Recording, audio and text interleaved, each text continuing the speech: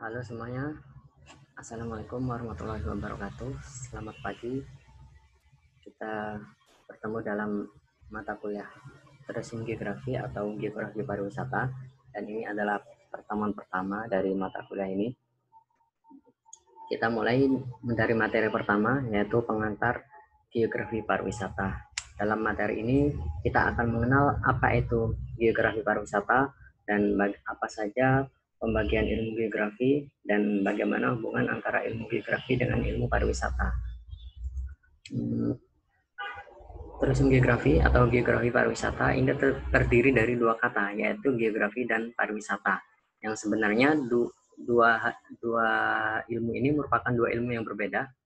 Dan sekarang kita bahas dulu dari pariwisata. Dan saya yakin teman-teman semua sudah paham semua tentang pengertian pariwisata. Saya nggak perlu jelaskan panjang lebar. Yang jelas, pariwisata secara harfiah atau secara etimologi itu terdiri dari dua suku kata, yaitu kata pari dan kata wisata. Kata pari sendiri itu bisa diartikan sebagai banyak atau berkeliling, sedangkan kata wisata itu diartikan sebagai pergi. Jadi kata pariwisata secara harfiah bisa diartikan pergi berkeliling.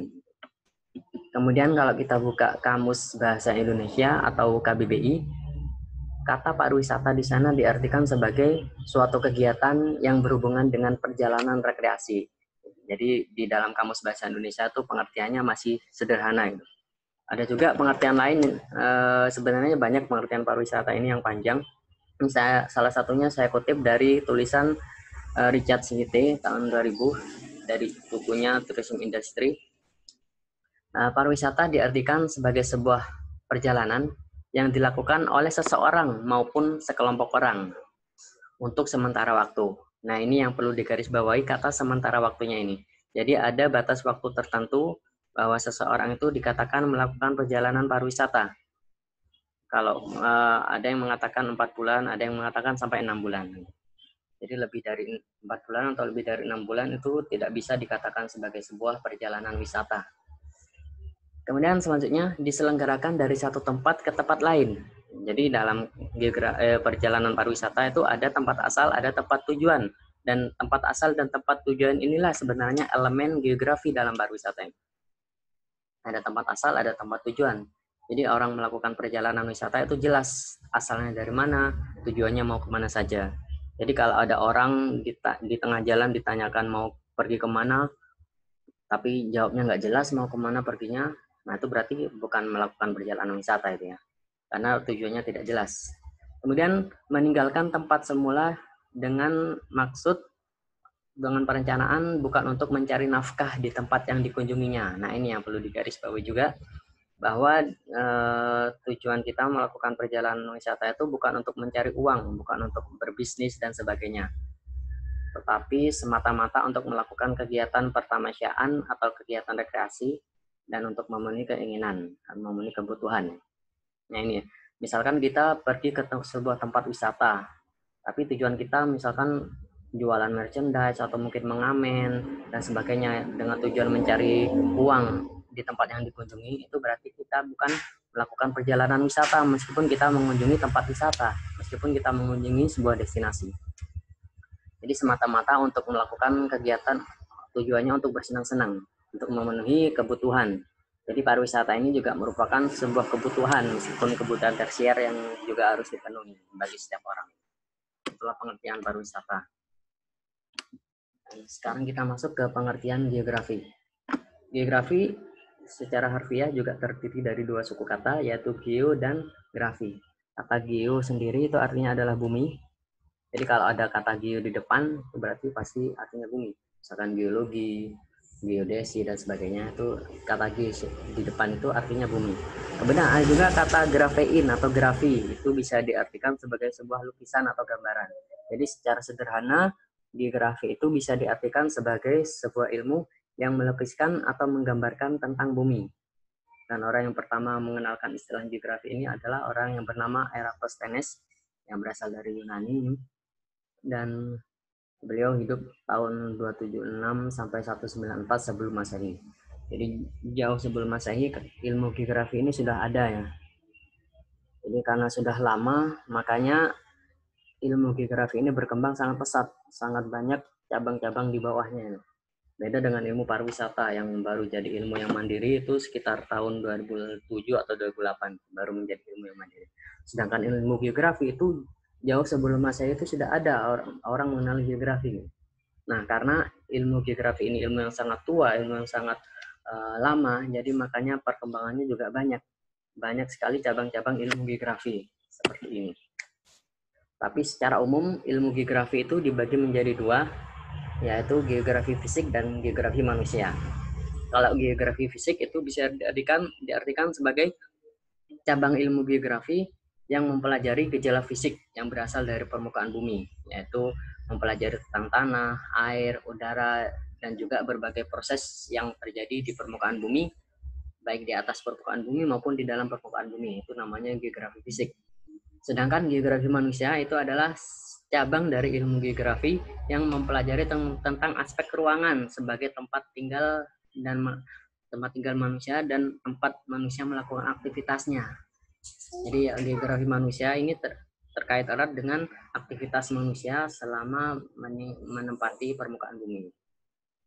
Jadi karena sekarang kita lihat cabang-cabang subcabang di bawah geofisik dan geomanusia ini, kalau geografi fisik itu masih dibagi lagi, ada ilmu geologi, ilmu tanah, ilmu geomorfologi, oceanografi, meteorologi, dan klimatologi. Sedangkan geografi manusia itu dibagi lagi menjadi geografi ekonomi, permukiman, geografi politik, dan juga geografi sosial. Kemudian di manakah letak geografi pariwisata? Ternyata geografi pariwisata itu merupakan subcabang dari geografi ekonomi. Jadi di bawah geografi ekonomi itu ada geografi pertanian, geografi industri, geografi transportasi, geografi perdagangan, dan juga geografi pariwisata. Jadi karena geografi pariwisata ini di bawah cabang geografi ekonomi, makanya terkait erat dengan ekonomi, terkait perekonomian ya, geografi pariwisata. Jadi seperti ini silsilah ilmu geografi dan di mana letak geografi pariwisata dalam cabang ilmu geografi ini. Sekarang kita fokus, kita kesampingkan dulu ilmu cabang-cabang ilmu geografi yang lain, kita fokus pada geografi pariwisata. Dan saya minta kata geografi pariwisata ini jangan disingkat hanya dengan menyebut kata geografi aja. Misalkan ketika ditanya ini sekarang mata kuliah apa, kemudian ada yang menjawab ini mata kuliah geografi, itu salah. Jadi harus lengkap geografi pariwisata tanpa menghilangkan kata pariwisata. Kalau mau disingkat, singkatlah menjadi kata geopar tanpa menghilangkan kata pariwisatanya. Nah, ini sangat penting sekali nih, karena kalau kita salah menyebut nanti bisa berbeda pengertiannya. Beda halnya dengan mata kuliah yang lain, misalkan tourism law, tourism statistik. Nah, kalau kata tourism di sana dihilangkan mungkin nggak begitu beda artinya. Tapi kalau dalam tourism geografi, kata tourismnya dihilangkan, itu bisa berbeda maknanya, karena geografi itu sangat luas sekali. Geografi yang mana gitu nanti. Nah, sekarang kita lihat pengertian geografi pariwisata. Ada banyak sekali pengertian dari geografi pariwisata ini. Dan sekarang kita lihat satu persatu. Yang pertama, yang pengertian umum. Geografi pariwisata itu diartikan sebagai sebuah kajian tentang kepariwisataan dari sudut pandang geografi melalui pendekatan ke ruangan, ke lingkungan, dan juga kewilayahan. Dan dari sini jelas ya, bahwa makanya tadi saya bilang jangan sampai menghilangkan kata pariwisata ketika menyebut geografi pariwisata. Karena yang kita pelajari yang utama itu masih tentang pariwisata. Tapi di sini kita melihat pariwisata dari sudut pandang geografi. Di dalamnya kita juga belajar tentang keruangan, lingkungan, dan juga kewilayahan. Kemudian geografi pariwisata ini merupakan cabang dari geografi ekonomi. Ini salah ini, harusnya yang benar geografi ekonomi. Kemudian ketiga, geografi pariwisata hakikatnya merupakan perjalanan manusia baik secara individu maupun kelompok dari satu tempat ke tempat lain. Nah, ini yang perlu digarisbawahi, ada satu tempat ke tempat lainnya nih. Ada tempat asal, ada tempat tujuan. Tempat asal dan tempat tujuan inilah yang merupakan elemen geografi dalam pariwisata. Jadi ketika orang melakukan perjalanan dalam kegiatan wisata itu kita bisa memetakan, misalkan dalam satu destinasi. Orang yang dalam destinasi di Bali misalnya itu dari mana aja asalnya itu bisa kita petakan. Dan kita bisa misalnya kita melakukan penelitian wisatawan Bali itu dari mana saja, kita tanyain satu persatu, dan hasilnya nggak cuma kita bisa tampilkan dalam bentuk data, dalam bentuk grafik, tapi bisa kita petakan, bisa kita tampilkan dalam bentuk sebuah peta. Karena itu merupakan elemen geografi, tempat asal dan tempat tujuan juga itu bagian dari elemen geografi dalam pariwisata. Nah, misalkan orang-orang yang ada di Jogja itu tujuan wisatanya itu kan beda-beda. Ada yang biasa pergi ke Bali, orang Jogja biasanya pergi juga ke Jakarta, atau ada yang lebih suka pergi ke Maluku, ke Papua dan sebagainya. Jadi tujuan wisata itu juga berbeda-beda dan itu juga bisa dipetakan kemana saja tujuan wisata orang-orang yang ada di Jogja ini itu bisa ditampilkan dalam sebuah peta. Kemudian yang keempat, geografi pariwisata merupakan sebuah kajian bagaimana membahas mobilitas manusia dari satu tempat ke tempat lain. Nah, ini sama seperti tadi.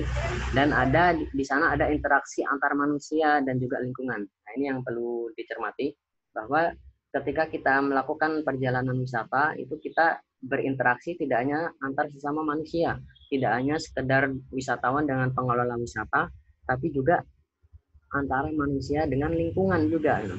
Makanya ketika kita mengunjungi sebuah destinasi, mengunjungi sebuah daya tarik wisata, khususnya wisata alam, kita perlu memperhatikan kondisi alamnya, jangan sampai merusak lingkungan, jangan sampai merusak alam yang kita kunjungi.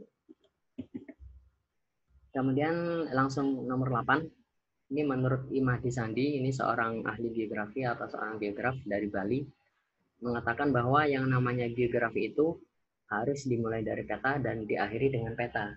Jadi makanya kita ke depannya akan banyak bersinggungan dengan peta. Apapun materi yang kita pelajari dalam perkuliahan ini pasti bisa dipetakan, pasti ada petanya. Karena yang namanya geografi itu tidak bisa lepas dari yang namanya peta, termasuk juga geografi pariwisata ini. Teman-teman pasti sering melihat yang namanya peta wisata Jogja, peta wisata Bantul dan sebagainya. Nah, itulah itu kita bisa menggambar peta kalau kita mempelajari ilmu geografi pariwisata. Sekarang kita lihat apa fungsi mempelajari geografi pariwisata.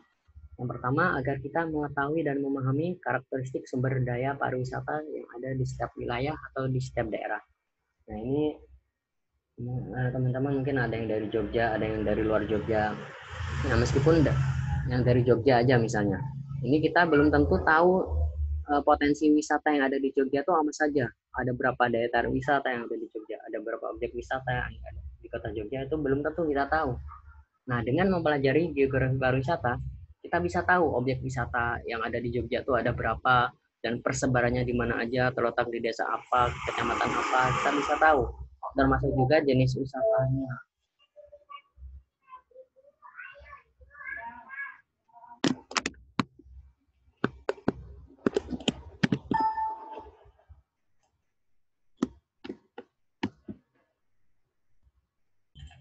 Kemudian fungsi yang kedua adalah untuk mengetahui dan memahami karakteristik aktivitas para wisatawan berdasarkan pada asal wisatawan dan juga tempat tujuan wisatanya.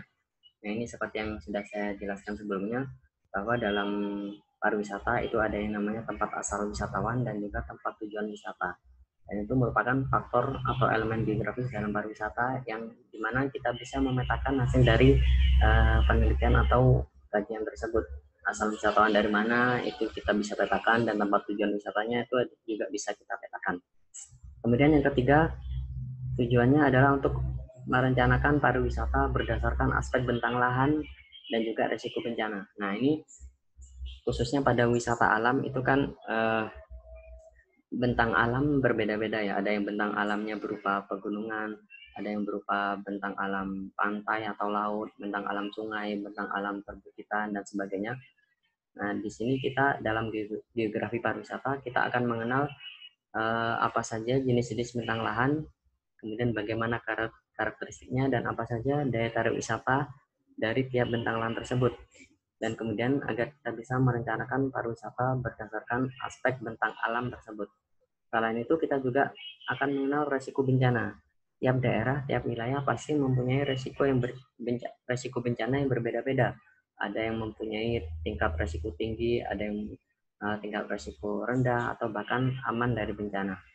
Nah, kita akan mengenal ketika kita mau mengembangkan pariwisata, tentu saja kita memilih lokasi-lokasi yang aman dari bencana atau minimal yang memiliki tingkat resiko yang kecil terhadap bencana alam. Kemudian yang terakhir, kita bisa mengetahui potensi wisata alam. Ini jelas dengan kita mengetahui jenis-jenis bentang lahan, kita bisa mengenal potensi dari tiap bentang alam itu apa saja yang bisa dikembangkan untuk pariwisata. Sekarang kita lihat beberapa contoh peta yang terutama yang berkaitan dengan pariwisata. Nah, ini adalah peta wisata Kabupaten Gunung Kidul.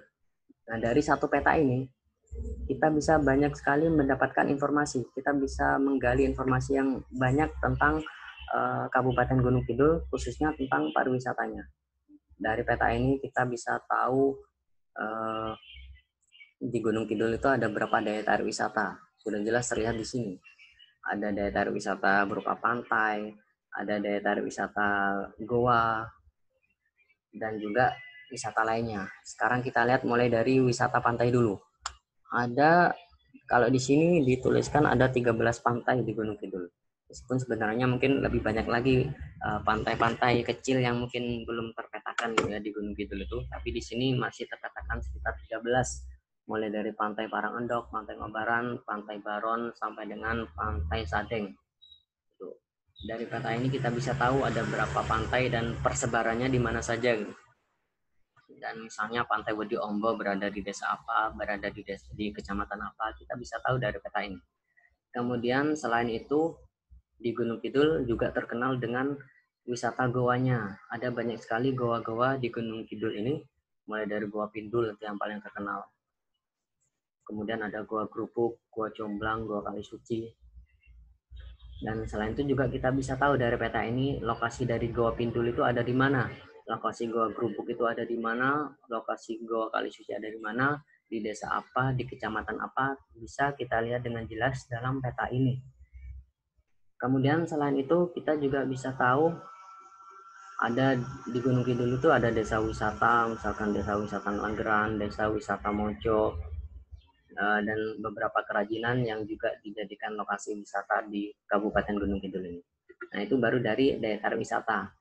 Nah, komponen pariwisata itu kan ada 3 yang secara umum, ada atraksi atau daya tarik wisata, ada aksesibilitas, dan juga ada amenitas. Dari segi atraksi kita juga sudah kita lihat tadi apa saja atraksi yang ada di Kabupaten Gunung Kidul. Sekarang dari aksesibilitas. Aksesibilitas yang ada di Kabupaten Gunung Kidul terlihat jelas di sini yang garis-garis berwarna orange ini adalah jaringan jalan yang ada di Kabupaten Gunung Kidul. Mulai kalau yang garisnya tebal itu berarti jalan besar, kalau yang garisnya tipis itu berarti jalan kecil atau jalan lingkungan. Selain itu di dalam peta ini juga ada terminal yang ada di dekat Kecamatan Wonosari ini. Kemudian selain itu juga ada lapangan udara Gading di sini ya, yang juga ada di dekat Kecamatan Wonosari. Kemudian selain itu juga ada amenitas di sini. Amenitas yang ada di Gunung Kidul itu apa saja bisa kita lihat, mulai dari hotel, persebaran hotel di Gunung Kidul itu ada di mana saja kita bisa tahu dengan melihat peta ini. Misalkan seseorang pergi ke Pantai Wedi Ombo mau menginap, dan bisa lihat di dalam peta ini hotel mana saja yang dekat dengan lokasi Pantai Wedi Ombo ini, bisa dilihat di sini. Meskipun nggak ada namanya, tapi di sini terlihat jelas lokasinya di mana ini. Kemudian selain itu juga ada fasilitas kesehatan yang berwarna palang merah ini ya. Ini lokasi fasilitas kesehatan, bisa puskesmas ataupun rumah sakit atau bisa juga klinik. Misalnya ada wisatawan yang kecelakaan atau yang sakit, tiba-tiba sakit, itu bisa segera dilarikan ke fasilitas kesehatan terdekat dengan melihat peta ini. Itu amenitas. Jadi terlihat jelas ya, komponen pariwisata mulai dari atraksi, aksesibilitas, sampai dengan amenitas ada semua dalam peta ini. Jadi kalau informasi dalam peta ini kita tuliskan, itu bisa sampai berlembar-lembar kertas atau berhalaman-halaman itu, karena banyaknya informasi. Nah, ini juga penting sekali bagi teman-teman yang nanti akan mengerjakan tugas akhir. Harap memasukkan peta minimal 1 dalam penelitiannya. Karena apa? Karena kalau kita sudah mempunyai peta, dari lokasi penelitian kita itu kita udah bisa menulis banyak hal dari lokasi penelitian itu sebelum kita melakukan penelitian. Misalkan ada yang mau meneliti tentang Pantai Wadi Ombo misalnya. Nah, dengan memiliki peta seperti ini kita bisa menuliskan banyak hal meskipun kita belum survei atau belum melakukan penelitian ke Pantai Wadi Ombo ini. Kita bisa tuliskan di mana lokasi Pantai Wadi Ombo, di mana lokasinya, di mana kecamatannya, bagaimana aksesibilitas menuju ke sana, jaringan jalan yang menghubungkan ke sana. Itu bisa kita tulis sebelum kita melakukan penelitian. Nah, itu jadi penting sekali kita memiliki peta seperti ini. Dan ini adalah peta Pulau Kalimantan. Dari peta ini kita bisa tahu di Kalimantan ada 5 provinsi dan ada beberapa destinasi ya. Ada 1, 2, 3, 4, 5, 6, 7 destinasi yang ada di wilayah Pulau Kalimantan ini. Kemudian ini adalah peta Sulawesi dan Maluku. Dan ini adalah peta Papua. Papua Barat dan juga Provinsi Papua. Dan ini adalah persebaran daya tarik wisata atau objek wisata yang ada di seluruh Indonesia.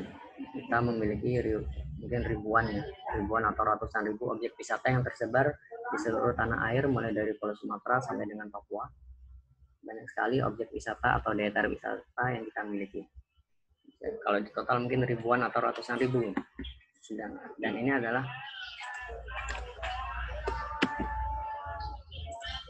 adalah peta destinasi. Sedangkan ini adalah peta sebaran destinasi pariwisata di Indonesia. Jadi kita memiliki sekitar 50 destinasi pariwisata yang tersebar di seluruh Indonesia. Mungkin sekarang bisa ada tambahannya. Pokoknya kurang lebih ada 50 destinasi. Sekarang pertanyaannya, kenapa dari ribuan daya tarik wisata atau objek wisata ini hanya ada 50 destinasi? Jawabannya adalah karena dalam satu destinasi itu terdiri dari beberapa kawasan wisata, dan dalam satu kawasan wisata itu terdiri dari beberapa objek wisata atau daya tarik wisata. Bisa dipahami ya. Saya ulangi sekali lagi. Misalkan saya contohkan peta sebelumnya ini. Misalkan di Pulau Kalimantan ini. Dalam Pulau Kalimantan tadi kan disebutkan ada 7 destinasi pariwisata. Dan dalam satu destinasi, misalkan yang paling atas ini di Kalimantan Utara, dalam satu destinasi itu ada setidaknya 3 kawasan wisata ini. Kalau kita lihat di legenda petanya yang berwarna merah muda ini atau pink ini, itu adalah kawasan wisata. Jadi dalam satu destinasi di Kalimantan Utara ini ada 3 kawasan wisata. Dan dalam satu kawasan wisata itu terdapat beberapa daya tarik wisata atau objek wisata.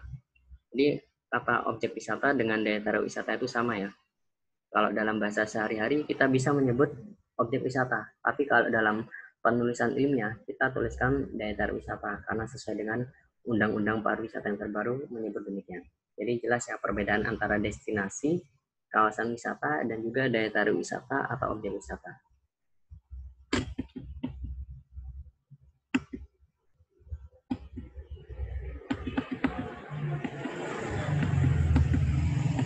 Selanjutnya yang terakhir, nah ini elemen geografi dalam pariwisata itu ada 3. Yang pertama adalah daerah asal, daerah tujuan wisata, dan juga daerah transit. Tadi sudah di awal-awal sudah saya sebutkan bahwa elemen geografi dalam pariwisata itu ada daerah asal dan juga daerah tujuan wisata.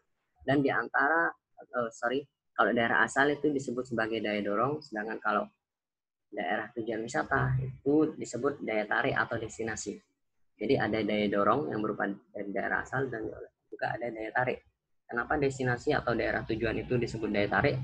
Karena mereka mempunyai sesuatu yang bisa menarik seseorang untuk pergi ke sana. Makanya disebut sebagai daya tarik. Dan di antara daerah asal dan daerah tujuan ini ada di tengah-tengahnya itu adalah daerah antara atau daerah transit. Daerah transit ini bisa berupa jarak dan juga ketersediaan sarana prasarana infrastruktur. Maksudnya sarana infrastruktur yang menghubungkan dari daerah asal daerah tujuan.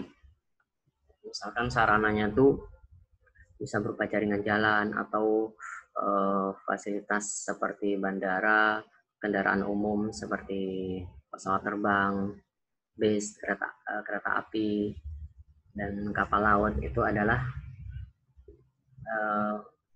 antara daerah asal dan daerah tujuan dihubungkan oleh sarana infrastruktur seperti itu. Mungkin cukup itu aja sebagai pengantar dari geografi pariwisata ini, dan kita akan lanjutkan pada materi selanjutnya. Terima kasih atas perhatiannya. Assalamualaikum warahmatullahi wabarakatuh.